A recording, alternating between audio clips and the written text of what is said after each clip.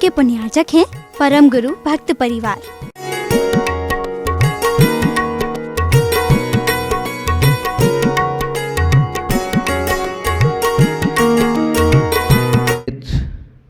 महानुभावों, हमें शरीर मिला है। इस शरीर का उपयोग हम कैसे करते हैं, किस रूप में करते हैं। शरीर माध्यम खलु धर्म साधनम, ये शरीर हमारे धर्म का साधन है। हमारा शरीर निरोग कैसे रहे, क्योंकि पहला सुख निरोगी काया। जीवन में यदि पहला सुख है तो निरोग शरीर का होना। यदि शरीर निरोग नहीं है तो हमारा मन कहीं पर भी नहीं लग सकता है। न हमारा मन देखने में लगता है, न दुकान पर लगता है, न बाजार में लगता है, और न अन्य किसी काम में लगता है। क्योंकि रोगी व्यक्ति अपने जीवन में कुछ भी नहीं कर पाता है। इसलिए सबसे पहले शरीर को निरोग रखना आवश्यक है। रोगी व्यक्ति अपने जीवन में धर्म साधन नहीं कर सकता है। शरीर में रोग उत्पन्न होने के अनेक कारण होते हैं। असाता वेदनी कर्म के उदय उदीर्ण होने पर हमारे शरीर में रोग पैदा होते हैं। द्रव्य, क्षेत्र, काल और भाव ये विपरीत मिलते हैं तो प्राणियों के जीवन में रोग उत्पन्न हो जाया करते हैं। जहां रोगी व्यक्ति की निंदा की जाती है, जहां औषध दान कोई दे रहा है तो उसमें विघ्न पैदा कर देते हैं, तो हमारा शरीर रोगी अवस्था को प्राप्त होता हुआ दिखाई देता है। हमने रोगियों की सेवा नहीं की तो हमें आगे चल कर के जो है ये रोगी शरीर की प्राप्ति होती है। और जहाँ पर रोगी शरीर मिलता है वहाँ पर इंसान कुछ भी नहीं कर पाता है। जहाँ औषध दान दिया जाता है, क्योंकि शरीर को ठीक रखने के लिए औषधि की आवश्यकता होती है। औषधि के बिना हमारा शरीर ठीक नहीं हो सकता है। औषध लेने से हमारा अकाल मरण नहीं होता है, इसलिए औषधि का सेवन किया जाता है। औषधि लेना कोई भी नहीं चाहता है, लेकिन ये बीमारी आगे नहीं बढ़ जाए और अकाल में मरण न हो जाए, इसलिए औषधि का सेवन किया जाता है। औषध दान सबसे बड़ा दान है, क्योंकि जिसको औषध दिया जाता है वह उस औषध के द्वारा अपने शरीर को निरोगता प्राप्त करा देता है। वैसे तो शरीर में अनेक प्रकार के रोग हैं। 5,68,99,584 रोग हमारे शरीर के अंदर विद्यमान हैं।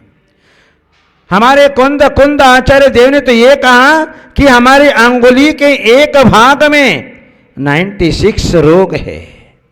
तो सारे शरीर में ये इतने रोग है। और आज वर्तमान में तो 10-15 रोग तो सामान्य से व्यक्ति के शरीर में देखने को मिल जाता है। टीबी का रोग है, शुगर का रोग है, बीपी का रोग है, अटैक का रोग है, कोलेस्ट्रॉल का रोग है, ट्राइग्रेस का रोग है, खांसी, बुखार आदि जो है ये सामान्य से व्यक्ति के शरीर में देखने को मिल जाया करते हैं। कहीं किडनी फेल हो रही है, कहीं लीवर फेल हो रहा है, ऐसे जो है सामान्य से रोग देखने को मिलते हैं। और औषध दान का फल तो ये होता है कि वह अगले भाव में जाकर के कांति युक्त निरोगता का भंडार होता है। वात पित्त कफ से कभी पीड़ित नहीं होता है।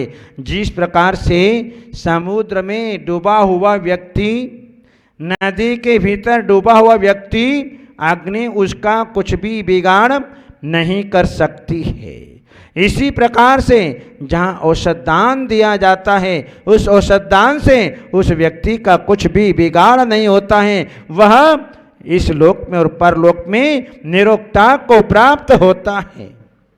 औषधि कैसे होती है?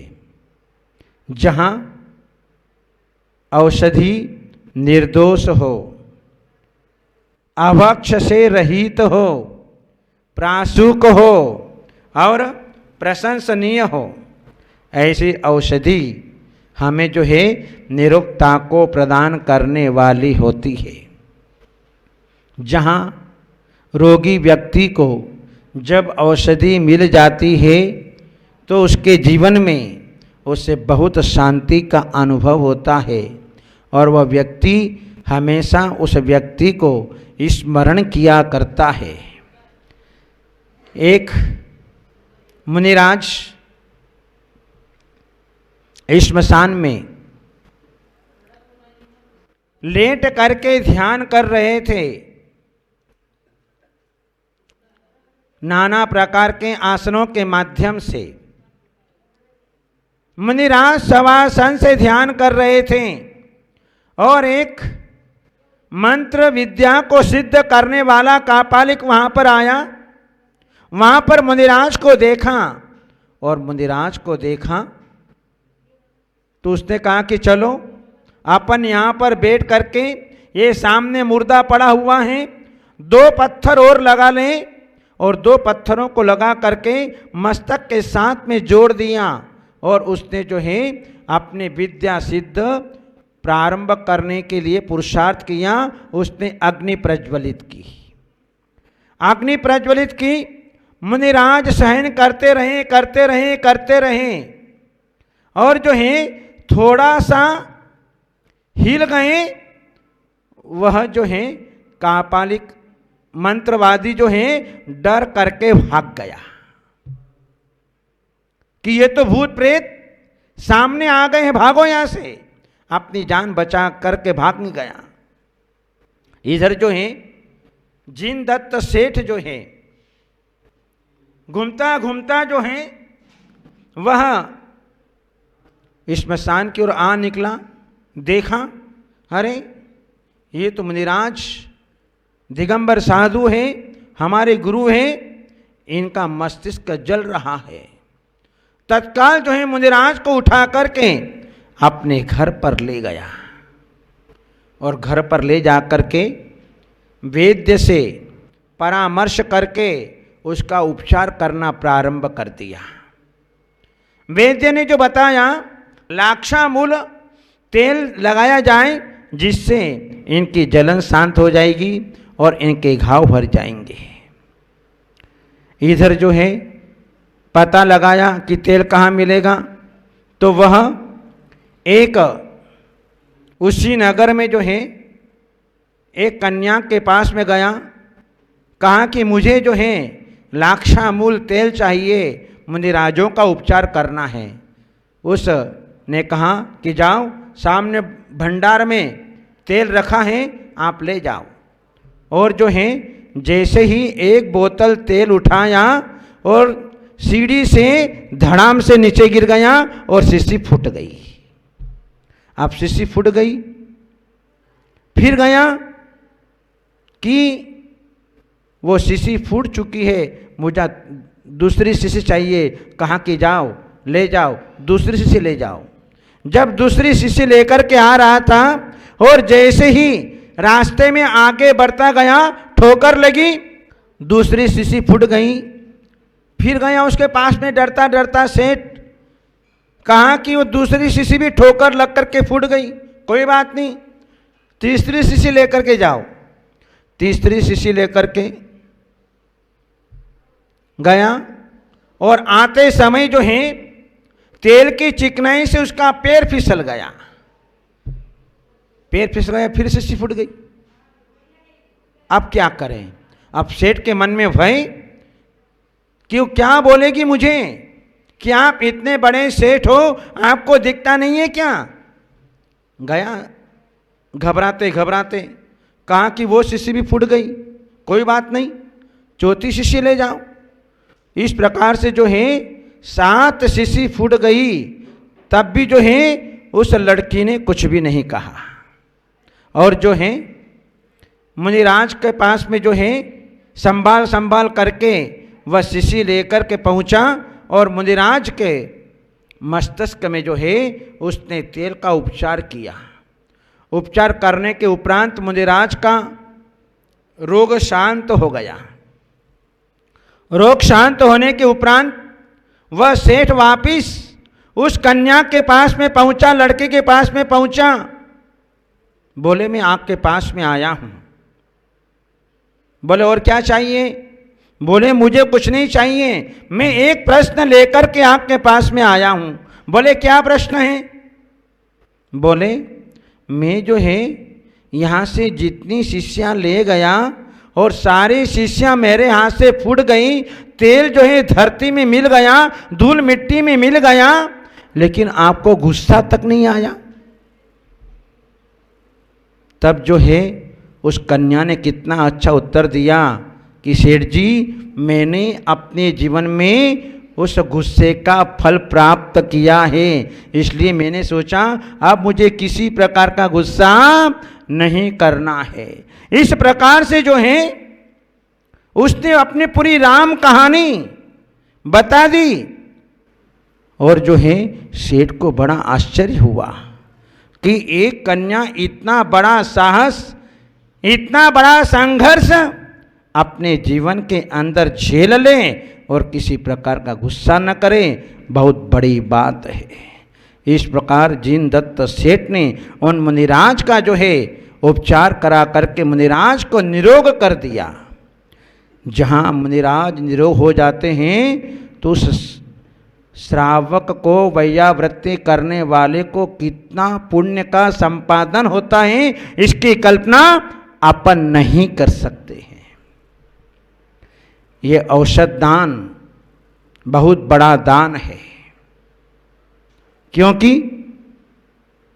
जहां हॉस्पिटल खुलवाए जाते हैं, जहां आयुर्वेदिक औषधालयों का निर्माण कराया जाता है, जहां निर्दोष औषधि प्रदान की जाती है, वह श्रावक जो है साथ ही से पुण्य का संचय करता है।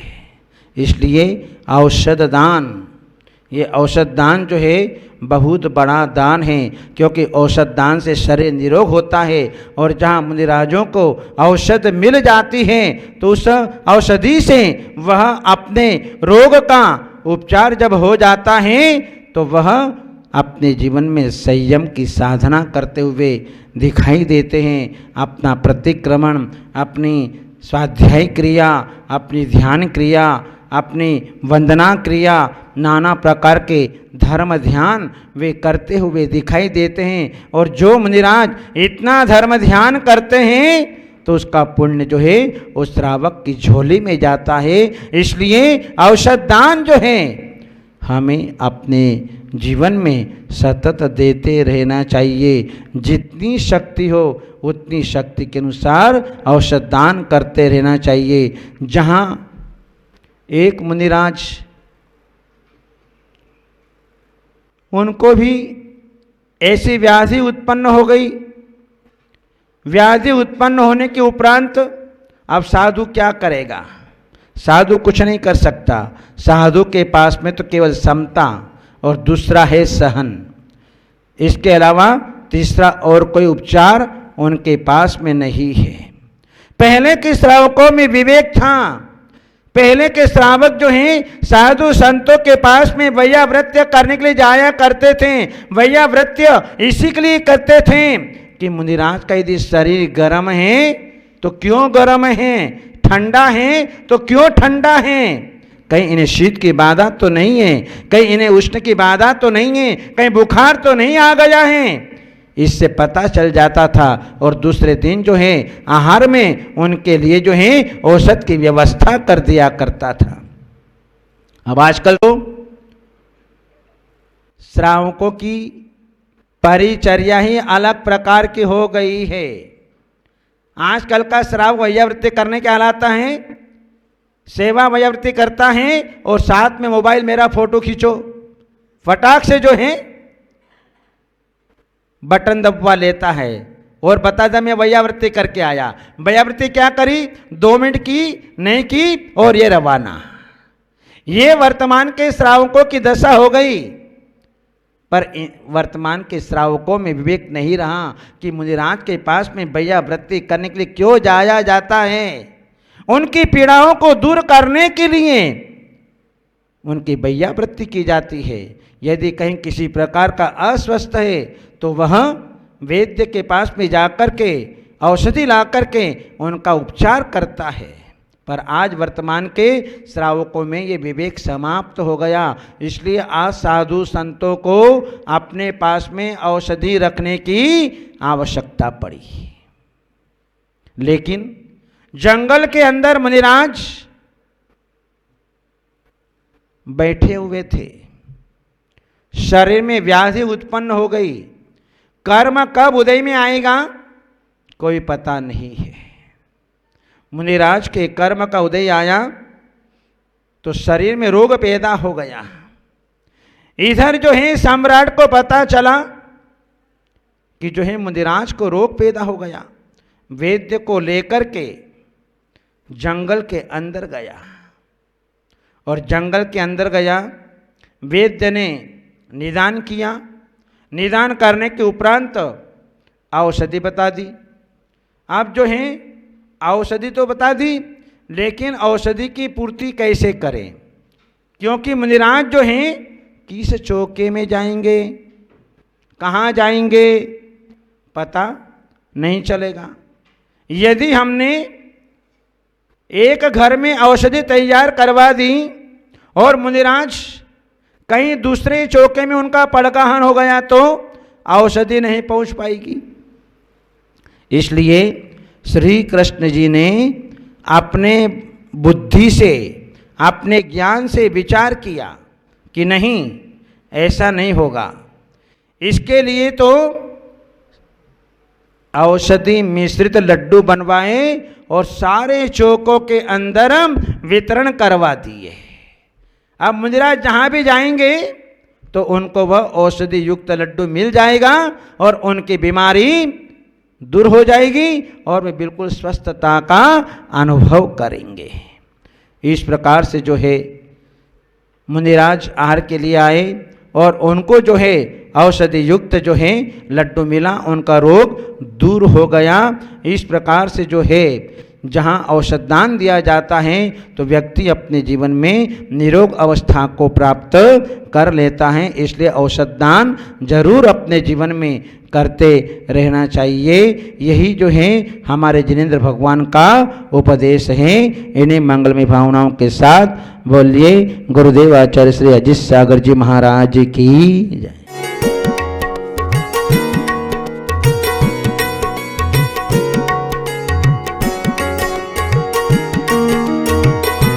इस कार्यक्रम के पुण्यार्चक थे परम गुरु भक्त परिवार।